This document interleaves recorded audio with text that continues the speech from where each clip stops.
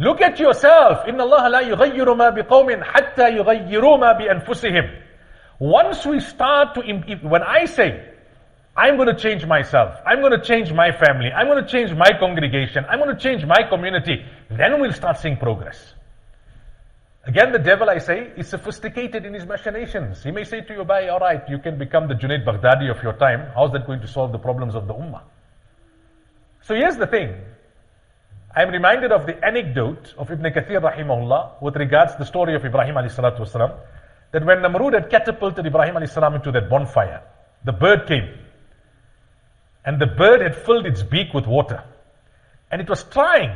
It couldn't even get to the fire because the fire was so, ferocious that if you came too close, you'd just be roasted.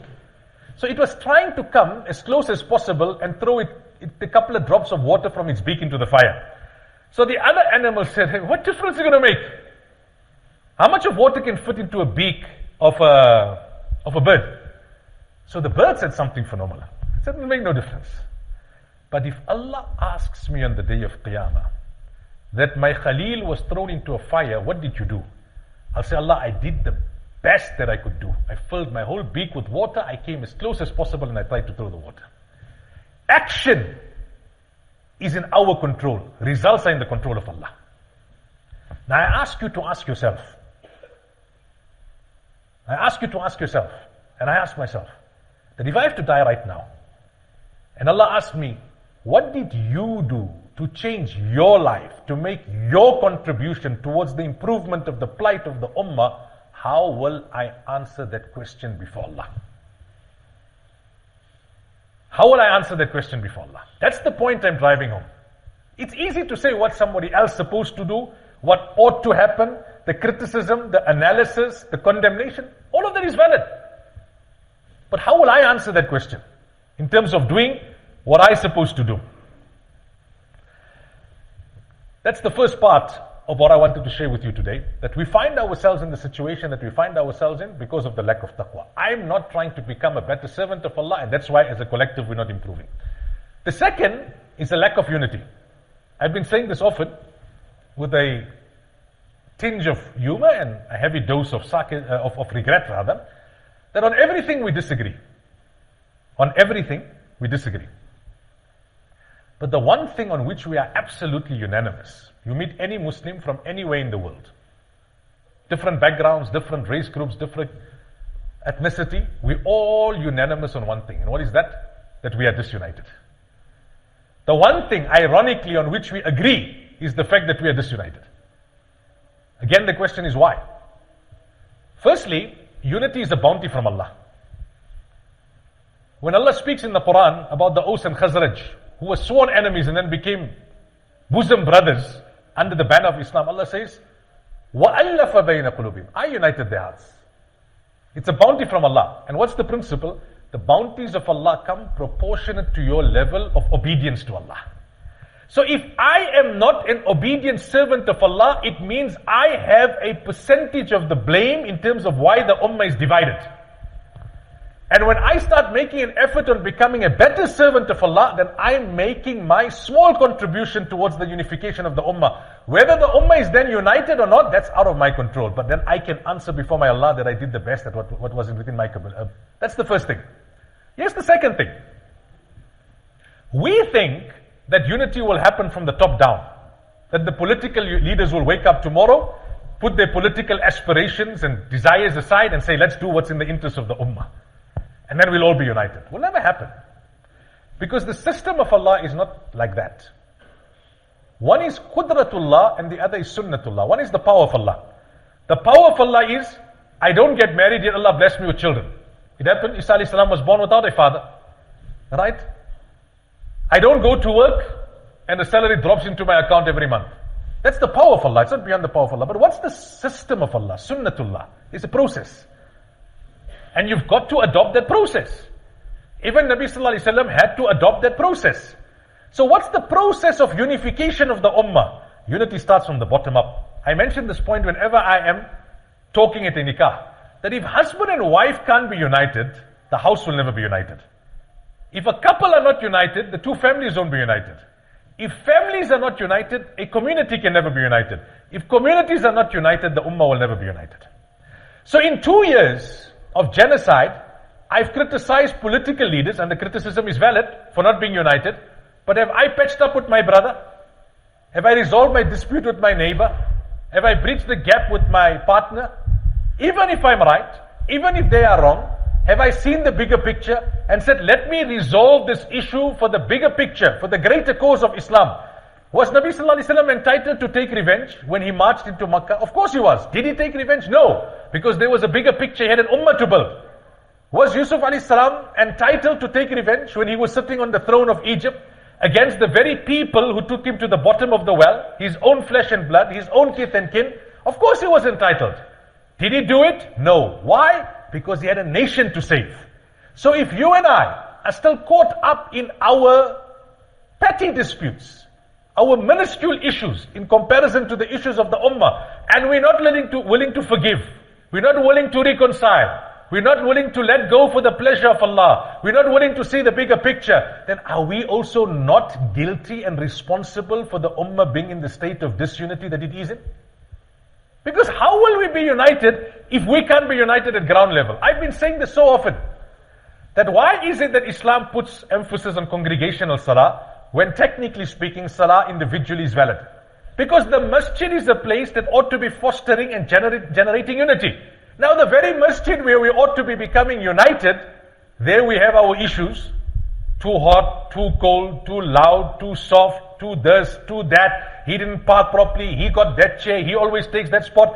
That very masjid becomes a place of disunity rather than unity. Then do we have the right to blame the global leaders when unity starts locally? Have we not then lost the plot? Here's another point I want to share with you.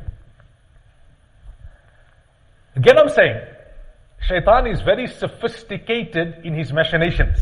He makes you think you're doing something right, but you're actually doing something that's not productive. We already disunited. We agree on that.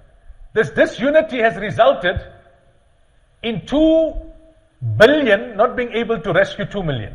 We all agree on that. Now, why do we then do those things which further disunite us, even if we feel what we're doing is in the interest of the ummah? Let me give you a few quick examples. In our activism for the people of Gaza, let's take boycotting.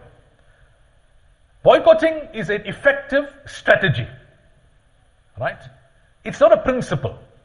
Because if it was a principle, then you have to apply it consistently across the board. And you can't boycott everything consistently. We're not that independent, unfortunately. So it's a strategy. You choose low-hanging fruit relative to your circumstances in your area, in your country, and you try and make a point. You try and make a political statement. And when you do it collectively, it has an impact. However, human beings are human beings. Husband and wife can't agree on what to have for supper. We can't agree on where to go for holiday. So some people will say, boycott this product. Another will say, no, boycott that product. Some will say, I agree. Now, how do we manage our disagreements? Let me tell you how we're managing it. I went to his function. What they served? That brand of drink. So what do? Take a picture, put it on social media, criticize him, condemn him, and advocate for him to be cancelled. I came to the masjid. He's the first Saf Musalli, but see which jacket he was wearing. That brand. No value to your salah, bhai.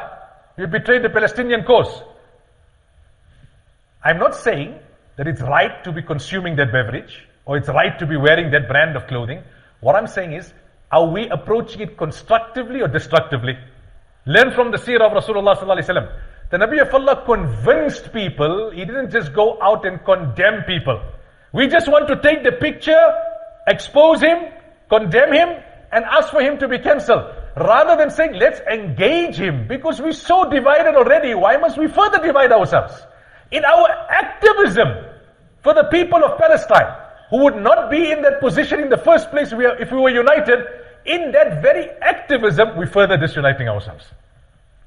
There is what I call the false dichotomy debate in South Africa. Simple example I'll give you. So, people go out, they march. Some participate in the march, some don't participate in the march.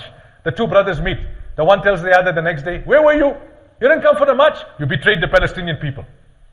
That one hits back and says, bhai, where were you the next morning for Fajr Salah? You betrayed Allah. It's a false dichotomy. It's an unnecessary debate. Why? Because on the one hand, it's true, you can't go march and boycott and protest, but you're not performing salah, because in all of that there'll be no barakah, there'll be no help of Allah. But at the same time, you can't wait for every ummati to become a Junaid Baghdadi and for every masjid to be full to capacity before you do anything else. You'll wait till the day of Qiyamah.